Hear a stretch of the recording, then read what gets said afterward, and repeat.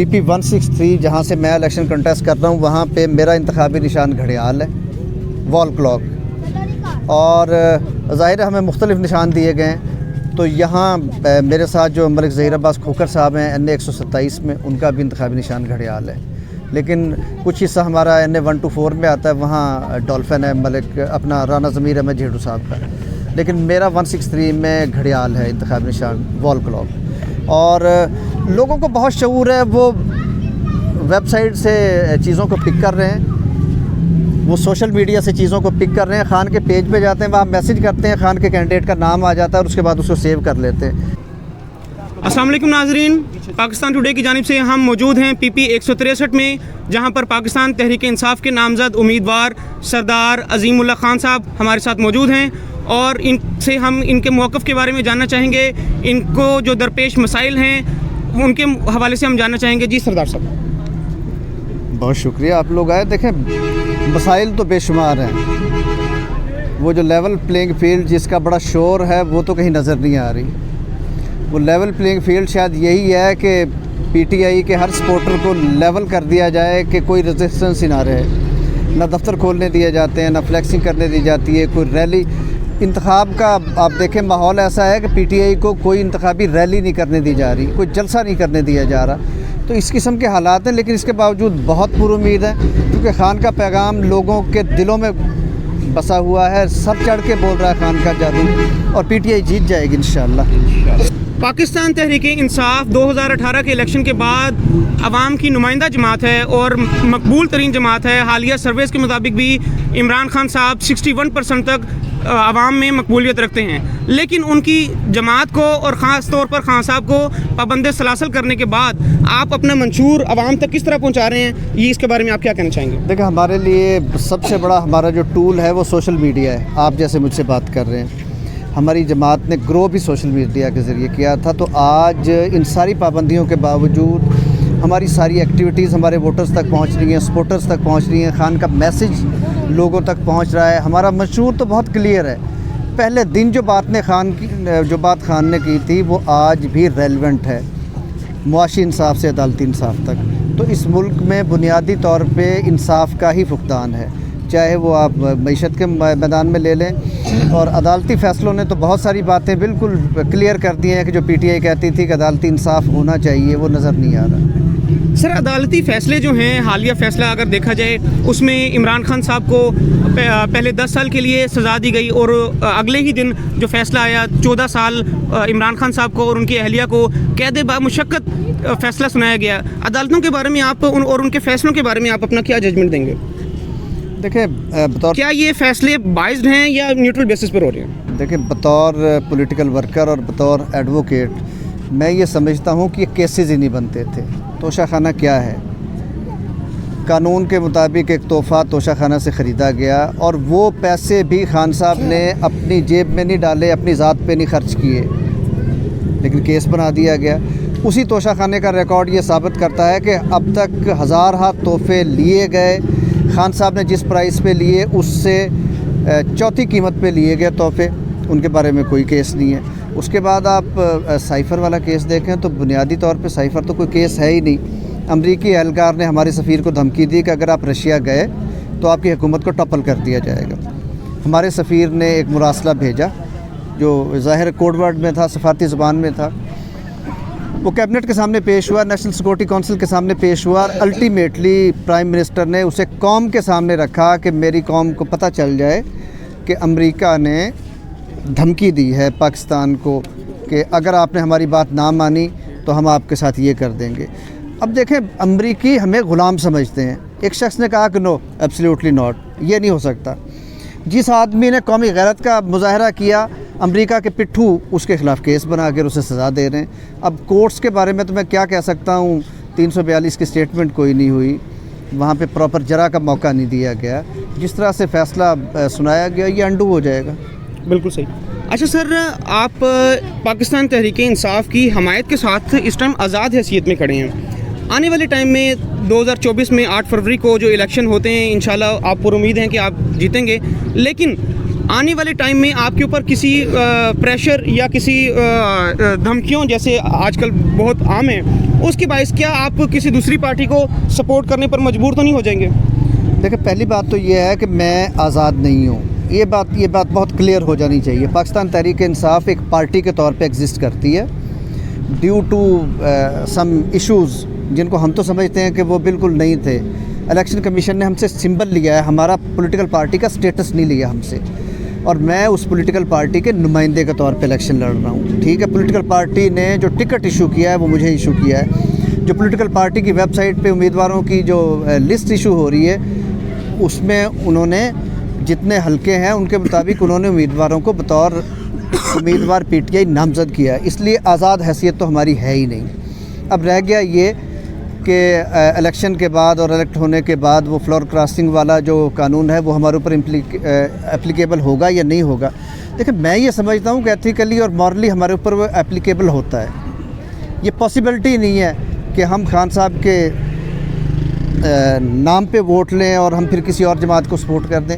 और इस हवाले से हमने एक बतौर जमात एक पॉलिसी बनाई है। सब कैंडिडेट्स एक एफिडेविट दे रहे हैं, साथ कुरान पे ऑन ओथ अपनी स्टेटमेंट्स रिकॉर्ड करवा रहे हैं। मैं नहीं समझता कि ऐसी कोई बात होगी, फिर हमारा स्टेटस आज़ाद का है ही नहीं। टेक्निकली आप इसे आज़ाद कह सकते हैं, लीगली हम आज़ाद नहीं। सर, एक इम्पोर्टेंट सवाल, इस हलके में पाकिस्तान तहरीक इंसाफ के अलमबरदार होने का दावा कुछ लोग कर रहे हैं, और उनको आप हमारे प्लेटफॉर्म के थ्रू क्या पैगाम देना चाहेंगे, और इसके साथ साथ अपने वोटर्स को आप क्या पैगाम देना चाहेंगे कि उनसे बचने के लिए और आपको सपोर्ट करने के लिए उनका क्या लाए अमल होना चाहिए? देखिए, कुछ हलकों को मार्क किया है यहाँ पे ना कुछ ख़ास ताकतों ने। वो हलके जिनको पीटीआई रिपीटेडली जीतती आ रही थी। 163 का जो 60% हिस्सा है वो पिछला 167 था। वहाँ से पीटीआई जनरल इलेक्शन में भी जीती और फिर ज़िमनी इलेक्शन भी पीटीआई जीती। अब और बहुत सारे हलके हैं। मियां महमूद रशीद साहब का हलका है, असलम इकबाल साहब का हलका है, हमाद अज़हर साहब का हलका है, शुमाली लाहौर के कुछ हलके हैं। इन हलकों में पीटीआई को डैमेज करने के लिए कुछ ख़ास क़ुव्वतों ने इंस्टॉल किया है अपने एजेंट्स को, जो पीटीआई के गद्दार हैं। पीटीआई को पुलिस कोई कैंप नहीं लगाने देती, कोई दफ्तर नहीं खोलने देती, फ्लैक्स नहीं लगाने देती, पीटीआई के वर्कर्स को रैली नहीं मुनक़िद करने देती। और इससे बढ़ के क्या सबूत होगा, जो पीटीआई की पुश्त में छुरा घोंपने के लिए जिन ताकतों को आगे लाया गया उनको पुलिस प्रोटेक्शन में कैंपेन करवाई जा रही है। अगर इतने ही वो मकबूल हैं तो पुलिस प्रोटेक्शन से हट के कैंपेन करें। ये सारी बातें साबित करती हैं कि कुछ ख़ास क़ुव्वतें हैं जो खान को अगर कैंपेन का नाम लिया जाए तो आपकी कैंपेन हमने देखी है, बड़ी मुहतात कैंपेन है, जबकि जो आपके हरीफ हैं जो पाकिस्तान तहरीक इंसाफ की अलमबरदारी का दावा कर रहे हैं वो तो पुलिस के डालों के साथ अपनी कैंपेन कर रहे हैं। नहीं, लेकिन लोग नहीं है ना साथ, उनके लोग तो खान के पैगाम के साथ हैं। आप देख रहे हैं हम जहाँ जाते हैं लोग हमें वेलकम कर रहे हैं, लोग हमारे लिए खड़े होते हैं, लोग अपने जज्बात का खुल के इजहार करते हैं। अब ये मोहतात इसलिए है कि जिस जगह पे आप अपना फ्लैक्स लगा देंगे, जिस घर पे रात को, वहाँ पे फिर लॉ इन्फोर्सिंग एजेंसीज़ के जो लोग हैं वो आ जाएंगे। तो अब इस हवाले से ज़ाहिर अपने वोटर्स को, अपने सपोर्टर्स को महफूज भी तो रखना है। सर, मैं माइक अपने साथी कंपेयर एंकर फ़हीम अहमद सिद्दीकी साहब को सौंपना चाहूँगा, वो आपसे कुछ सवाल करेंगे। बहुत शुक्रिया जी। मोहतरम नाज़रीन, फ़हीम अहमद सिद्दीकी आपका मेज़बान हाजिर है पाकिस्तान टुडे की जानिब से। आज हम मौजूद हैं सरदार अज़ीम खान साहब के साथ, जो पाकिस्तान तहरीक इंसाफ के नामज़द उम्मीदवार हैं नेशनल असम्बली में। मैं सर जानना चाहूँगा, पीटीआई की सियासत में जो 24 साल की उसकी जो जद्दोजहद है, रजीम चेंज से पहले और रजीम चेंज के बाद यकसर मुख्तलिफ है, उसको बेशुमार चैलेंजेस का सामना है। मैं आपसे ये जानना चाहूँगा कि पीटीआई का वोटर इस वक्त कंफ्यूज है जुडिशरी के फ़ैसलों को लेकर, और इस वक्त जो इस्टेब्लिशमेंट की तरफ से जो पाबंदियों का सामना करना पड़ा है, पीटीआई अपने आप को कैसे इस तमाम तर मसाइल में देखती है? देखिए, 27 साल से पीटीआई का पैगाम तो एक ही है, उस पैगाम से तो पीटीआई ने विड्रॉ नहीं किया। ठीक है, आज पीटीआई का वोटर जितना यकसू है इतना कभी भी नहीं था। कौम को खुल के पता चल गया है कि उनके मसाइल क्या हैं, मसाइल का ज़िम्मेदार कौन है। इससे पहले बहुत सारी चीज़ें पर्दे में थीं, आज खुल के सामने आ गई हैं। मैं ये समझता हूँ, चूँकि मैं डोर टू डोर कैंपेन कर रहा हूँ, हल्के में लोगों से मिल रहा हूँ, पीटीआई ओवरऑल बड़ी तंदही से कैंपेन कर रही है, पूरे पाकिस्तान में कैंपेन कर रही है, तो लोगों को जो शऊर खान ने दिया है ना, मैं समझता हूँ कि लोग यकसू हो गए, लोगों को पता चल गया कि मसाइल उनके हैं क्या, उनके ज़िम्मेदार कौन हैं और उन मसाइल को हल करने के लिए कौन खड़ा है। बहुत शुक्रिया जी।